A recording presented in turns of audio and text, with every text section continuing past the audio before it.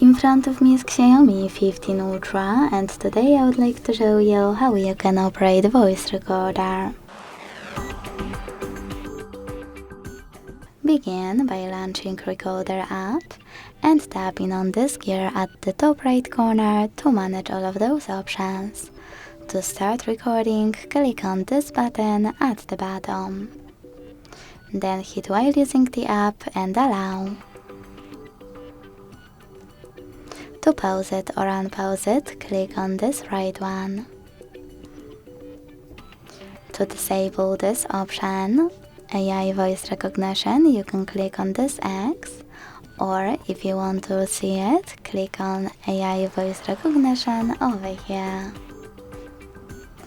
Now, if you want to continue with your recording, click on the same right button. To delete it right away, click on the left one and tap on delete in the pop-up, and to end it and save it on the middle one again. Then to play it, click on it, hit allow.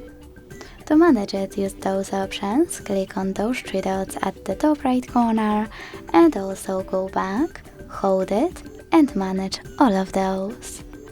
Thanks so much for watching. If you enjoyed this video, leave a like, comment and subscribe. Bye!